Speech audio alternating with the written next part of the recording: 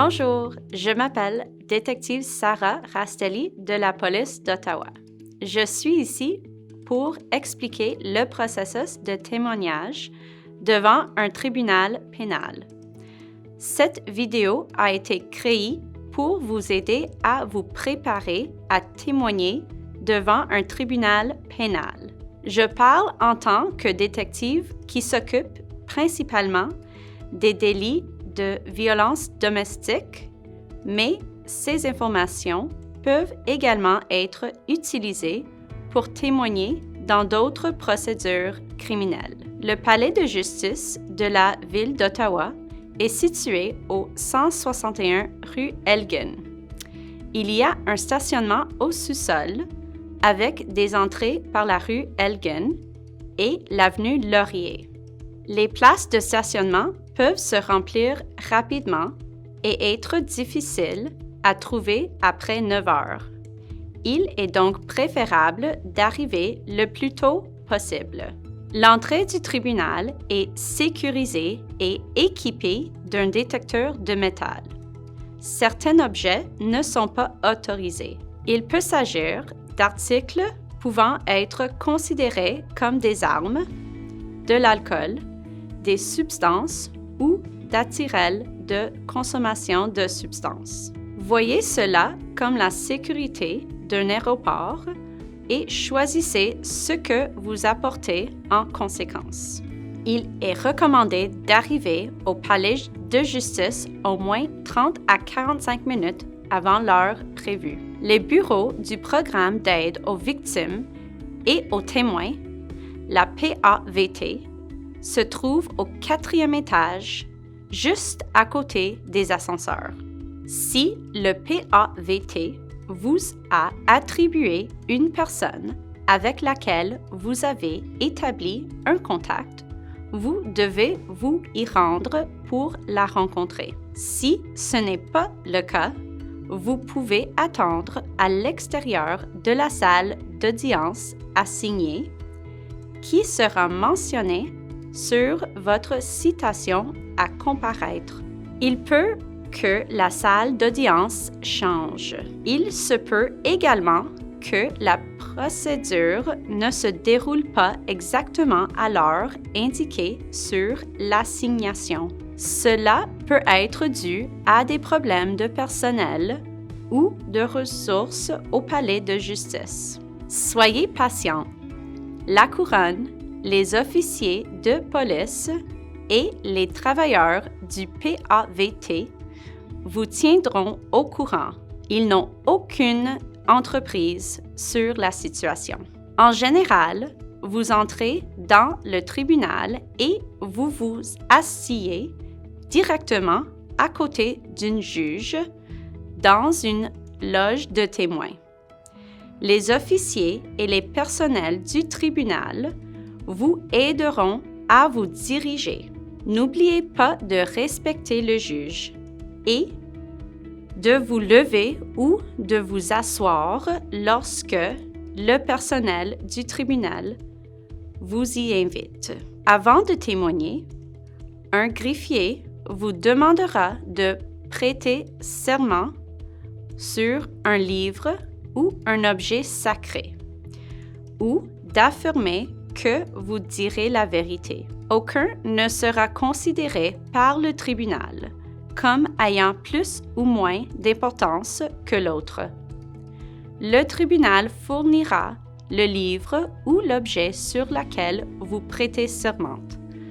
Mais il est possible de vérifier à l'avance s'il est disponible. En règle générale, le tribunal ordonne que les témoins ne restent pas dans la salle d'audience.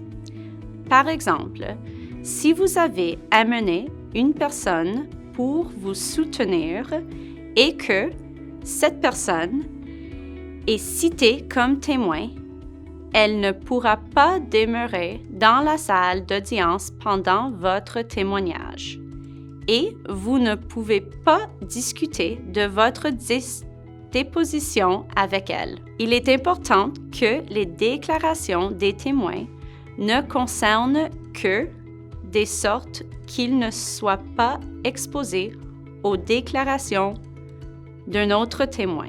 Cela inclut la discussion ou le partage des témoignages en dehors de la salle d'audience. L'accusé sera dans la salle d'audience. S'il y a une raison pour laquelle vous ne pouvez pas témoigner dans la même salle que l'accusé, n'oubliez pas d'en aviser la couronne.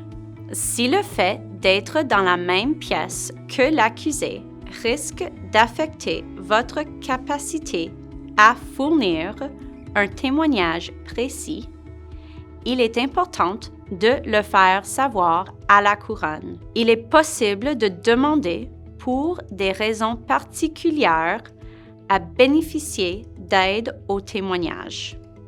Il peut s'agir d'un cloisson, d'un animal de soutien ou d'un témoignage par télévision en circuit fermé. Veuillez à discuter avec la police et la couronne de vos préoccupations concernant votre témoignage au cours de la préparation du procès. Il est important de relire la déclaration que vous avez faite à la police avant de témoigner. Dans le cadre de la préparation du procès, vous devez avoir reçu une copie de la déclaration écrite.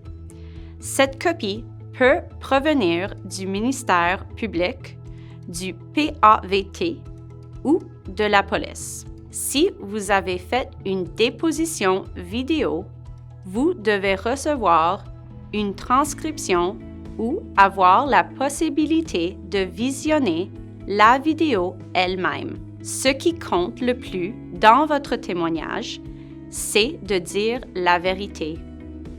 Vous avez accepté ou juré de dire la vérité et il est important d'être honnête et aussi précis que possible.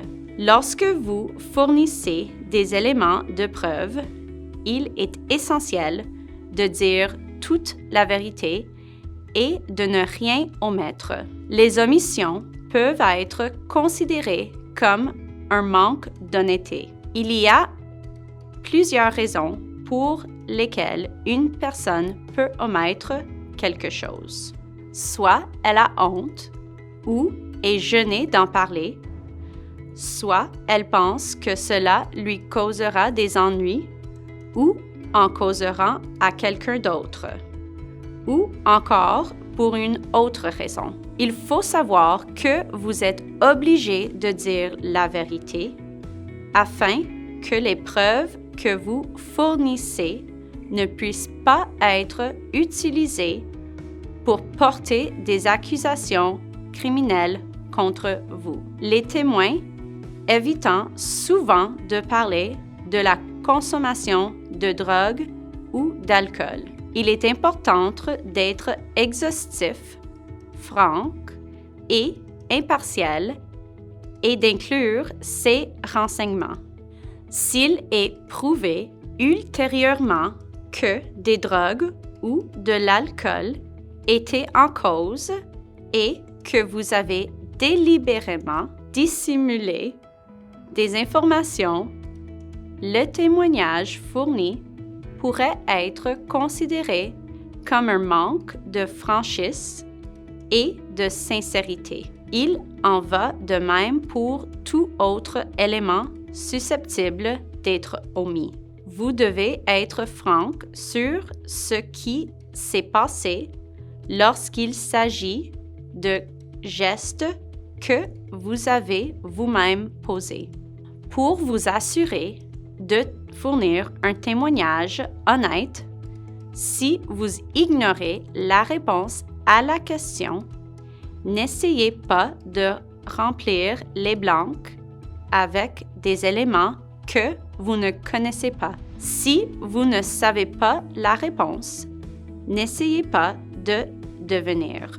Comme pour une omission, si vous devinez et que vous vous trompez, cela pourrait être considéré comme un manque de sincérité. Si vous ne vous souvenez pas de la réponse précise à une question, mais que vous vous rappelez l'avoir donnée dans la déclaration que vous avez faite à la police, vous pouvez demander le tribunal de recevoir le document afin de vous rafraîchir la mémoire. Le procureur vous posera des questions ouvertes.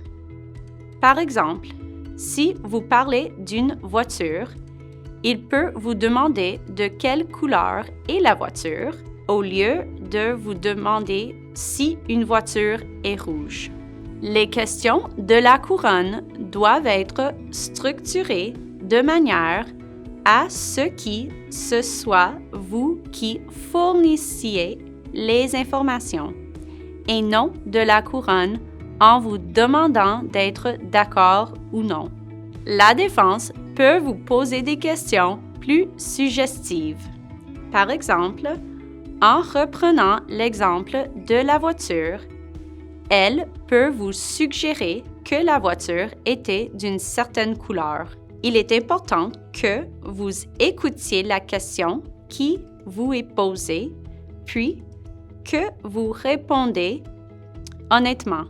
Si elle suggère que la voiture était rouge, alors que vous savez qu'elle était bleue, vous pouvez ne pas être d'accord et dire que la voiture était bleue. Encore une fois, il est essentiel que vous disiez la vérité. La défense peut également vous poser des questions sur le fait que quelque chose ne s'est pas produit. Cela ne veut pas dire qu'elle vous considère comme malhonnête, mais pour qu'elle puisse bénéficier de certaines moyens de défense juridique, elle doit vous demander d'accepter ou de rejeter sa thèse. La couronne aura alors la possibilité de vous poser d'autres questions afin de clarifier toute question soulevée lors de votre contre-interrogatoire avec la défense. Il est important de savoir que la couronne, la police et les autres témoins n'ont pas le droit de vous parler des preuves au cours de cette procédure. Pendant votre témoignage, si la couronne, la police ou d'autres témoins semblent éviter toute interaction avec vous, ce n'est pas personnel. Cela n'a rien à voir avec ce que vous avez dit. Il est possible qu'il veuille plutôt s'assurer qu'il n'y a aucun doute sur le fait que votre témoignage n'engage que vous et éviter même l'apparence d'une communication inappropriée. Il peut arriver que l'on vous demande de sortir du tribunal pour que les avocats et le juge puissent discuter de ce que vous avez dit. Lorsque vous reviendrez, le juge vous donnera des instructions sur la manière de procéder. Il est important de savoir que cela ne signifie pas que vous avez fait ou dit quelque chose de mal, mais que les parties échangeant simplement sur un point de droit. Sachez également que vous ne devez pas discuter de votre témoignage avec d'autres témoins pendant que l'affaire est devant le tribunal. Il est possible que l'on vous rappelle pour que vous apportiez des éléments de preuve supplémentaires afin de clarifier certains points. Ces éléments ne doivent provenir que de vous et non pas d'informations reçues d'autres témoins. La chose la plus importante est de dire la vérité. Vous êtes là pour présenter des faits dont vous avez été témoin. Si vous êtes sûr de quelque chose, dites-le. Si quelqu'un suggère quelque chose que vous savez être erroné, vous devez le dire et indiquer ce qui est vrai. La Cour prendra des pauses au cours des séances du matin et de l'après-midi, ainsi qu'une autre pour le dîner. Si vous avez besoin d'une courte pause pendant votre témoignage, demandez-la, car sinon le juge ne le saura pas. De l'eau sera mise à votre disposition à la barre des témoins, mais vous ne pouvez pas apporter d'autres aliments ou boissons pour témoigner. Si vous avez besoin de quoi que ce soit pour des raisons médicales, veuillez en discuter avec la couronne avant votre témoignage. Témoigner peut être stressant. Cela peut vouloir dire discuter pendant des heures d'un événement traumatisant. Essayez de dormir avant de venir témoigner. Essayez de manger. De l'eau sera mise à votre disposition pendant que vous témoignerez. Si une personne de confiance est disponible, pensez à l'aimerer. Elle peut toujours attendre à l'extérieur pendant votre témoignage si vous le souhaitez et être là pour vous soutenir pendant les pauses.